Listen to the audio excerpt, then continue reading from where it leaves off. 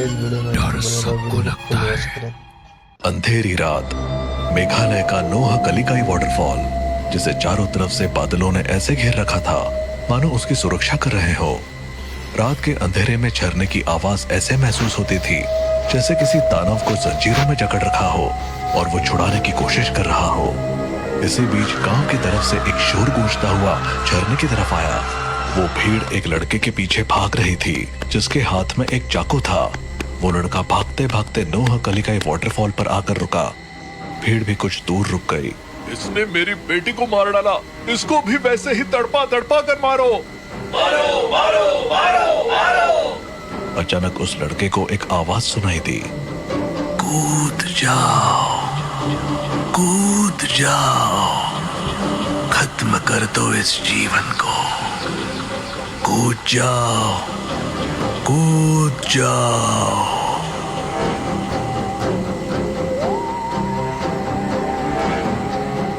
वो भूतिया झरना है, हम वहाँ नहीं आएंगे। इधर आजा चुपचाप। वो भीड़ क्या चिल्ला रही थी उस लड़के को कुछ सुनाई नहीं दे रहा था। उसको सिर्फ एक आवाज सुनाई दे रही थी, कूद जाओ, कूद जाओ, कूद जाओ, कूद जाओ। उस आवाज की इंटेंसिटी बढ़ती चली जा रही थी। कूद जाओ, कूद जाओ, कूद जाओ, कूद जाओ। आखिरकार वो लड़का कूद ही गया। हे भगवान, ये तो कूद गया।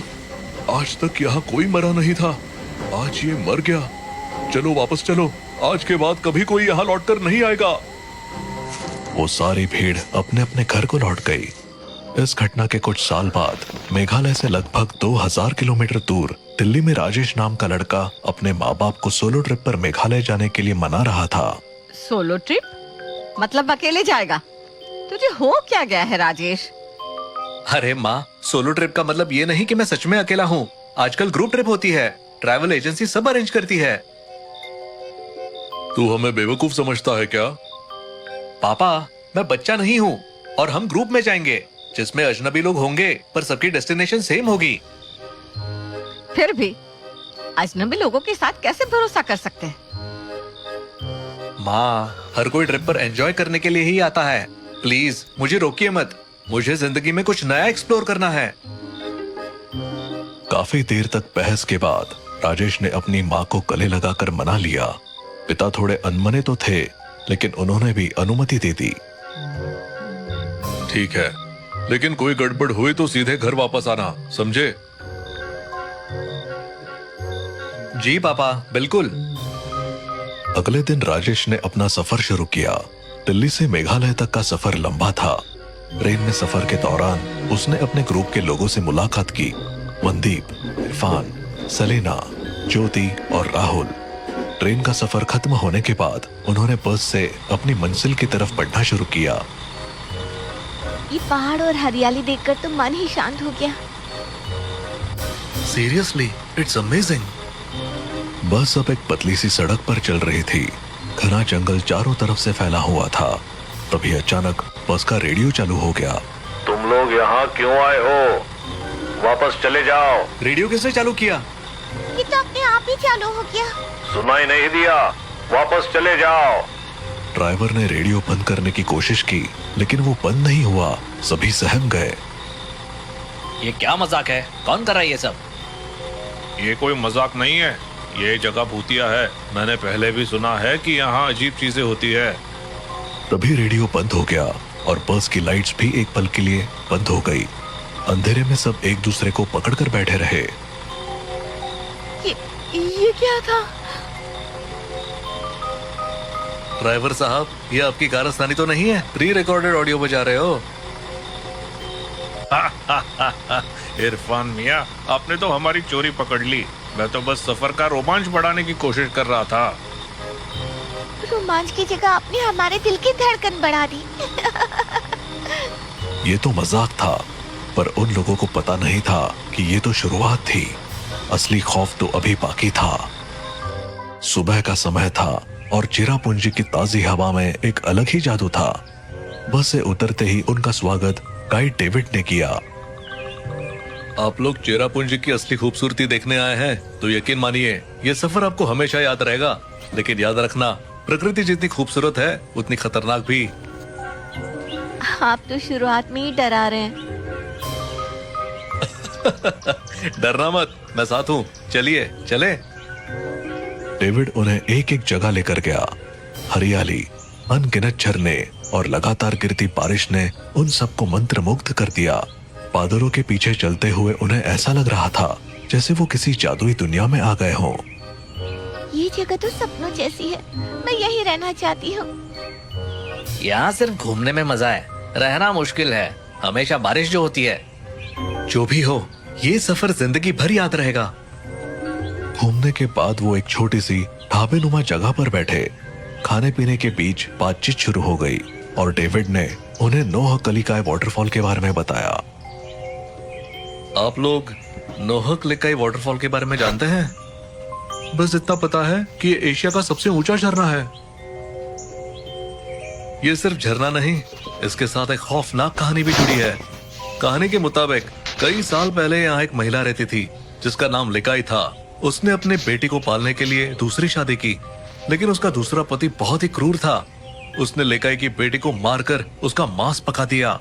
जब लिकाई को ये सच्चाई पता चली तो उसने इस झरने से कूदकर जान दे दी। तभी से इसे नोह कलिकाई वाटरफॉल कहते हैं। लोग कहते हैं कि यहाँ जाने वाले को आत्महत्या करने के ख्याल आते हैं, इसीलिए इसे भूतिया जगह माना जाता है। सभी के चेहरे पर डर और अजीब सी बेचैनी साफ दिख रही थी।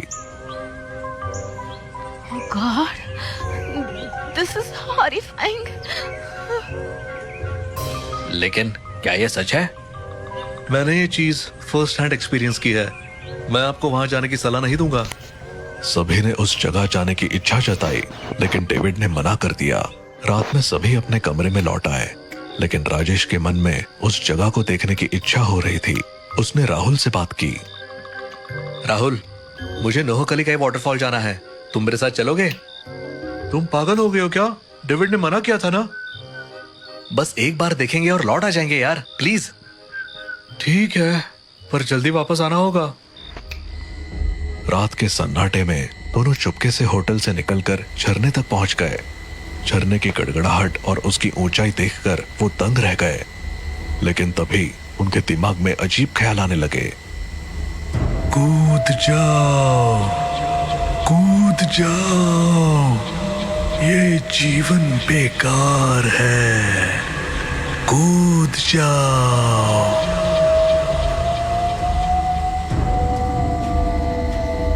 राजेश, ये आवाज सुन रहे हो ना? हाँ, हमें यहाँ से निकलना चाहिए। राजेश ने वहां से हटने की कोशिश की, लेकिन राहुल वहीं रुक गया। राहुल, चलो यहाँ से। कूद जाओ, कूद जाओ, कूद जाओ। राहुल जैसे हिप्नोटाइज हो चुका था। राजेश ने उसे बार बार बुलाया, लेकिन राहुल ने झरने की तरफ कदम बढ़ा दिए और अचानक उसमें कूद गया। राजेश भौंचक्का रह गया। डरा सहमा राजेश होटल वापस भागा और सबको जगा कर ये बात बताई। सबने उसे बहुत डांटा और फटाफट झरने की ओर दौड़े। वहां पहुंचने पर उन्हें राहुल का जूता मिला। ये क्या हो गया? हमने सुना था लेकिन यकीन नहीं था ये सच है। तभी सबके दिमाग में वही आवाज गूंजने लगी। कूद जाओ, कूद जाओ।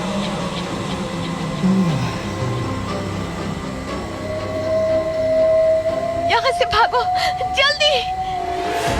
सभी लौटने लगे, लेकिन तभी सेलिना ने अचानक इरफान को झरने में धक्का दे दिया। सेलिना, तुमने ये क्या किया? मुझे भी वही आवाज सुनाई दे रही थी। मैं खुद कूदने वाली थी, लेकिन अचानक उसे मारने का ख्याल आया। सभी हैरान परेशान होकर सेलिना को लेकर होटल लौट आए। सेलिना झूठ बोल रही है, ये उसका सिर्फ बहाना है। मर्डर हुआ है, हमें पुलिस को बुलाना चाहिए। हाँ, सच पता चलेगा। ये कत्ल है, इसे छुपा नहीं सकते। सच कह रही हूँ, वो आवाज मेरे दिमाग में गूंज रही थी। मुझे नहीं पता चला मैंने क्या किया। रुकिए, आप लोग समझ नहीं रहे हैं। ये घटना अजीब है, पर मैंने पहले भी ऐसा सुना है। नोहक लेकाई वाटरफॉल के पास जाने वाले पहले सिर्फ खुद को नुकसान पहुंचाते थे, पर कुछ साल पहले एक लड़के ने गांव में किसी का खून कर दिया और भागकर वही जाकर खुदकुशी कर ली। तब से वहां जाने वालों को आत्महत्या के ख्याल के साथ साथ किसी और को भी मारने के विचार आते हैं। ये जगह अब खतरनाक हो चुकी है। ये सब अंधविश्वास जैसा लगता है। आप माने या ना माने, लेकिन मैंने ये बात कई बार सुनी है। ये सब उस लड़के की आत्मा कर रही है। सभी के चेहरे पर डर का साया था। किसी ने सोचा नहीं था कि उनका सफर इस तरह एक पूरे सपने में बदल जाएगा। तभी ज्योति बोली, राजेश कहाँ है? वो यहाँ नहीं दिख रहा। क्या वो फिर से झरने की तरफ गया है? नहीं, हमें उसे रोकना होगा। सभी घबराए हुए झरने की ओर भागे। वहां पहुंचकर उन्होंने देखा कि राजेश झरने के बिल्कुल किनारे पर खड़ा था और ऐसा लग रहा था जैसे वो किसी से बात कर रहा हो। राजेश, वहाँ से हटो। क्या कर रहे हो? यहाँ आओ। तभी राजेश के पास एक साया दिखाई दिया। साया कुछ पल के लिए रुका और फिर गायब हो गया। राजेश ने सिर घुमाकर उनकी ओर देखा और धीरे धीरे वापस आ गया। राजेश, वहाँ क्या हो रहा था? मुझे ऐसा लग रहा था जैसे जैसे कोई मुझसे बात कर रहा हो। वो कह रहा था कि मैं यहाँ से मत जाऊं। वो मुझे रोक रहा था। सभी ने घबराकर राजेश को वहां से दूर किया और वापस लौटे, और उन सब ने फैसला किया कि अब उन्हें दिल्ली लौट जाना चाहिए। बस चल पड़ी। धीरे धीरे लंबे सफर और मानसिक थकावट के चलते सभी सो गए। लेकिन रात के अंधेरे में राजेश अचानक उठ गया। उसकी आंखें लाल थी और उसमें कोई इमोशन नहीं थे। वो अपनी जेब से एक चाकू निकालकर धीरे धीरे अपने साथियों की तरफ बढ़ा। तुम सबको जाना होगा, तुम सबको जाना होगा। राजेश ने एक एक करके सभी को चाकू मारना शुरू कर दिया। उनकी चीखें सुनने वाला ड्राइवर के सिवा कोई नहीं था। ये लड़का पागल हो चुका है। ये आत्मा का खेल है। इसे रोकने का एक ही तरीका है। राजेश जब ड्राइवर की तरफ बढ़ा तो ड्राइवर ने बस को रोकने की बजाय तेज रफ्तार से चलाते हुए उसे सीधा खाई में गिरा दिया।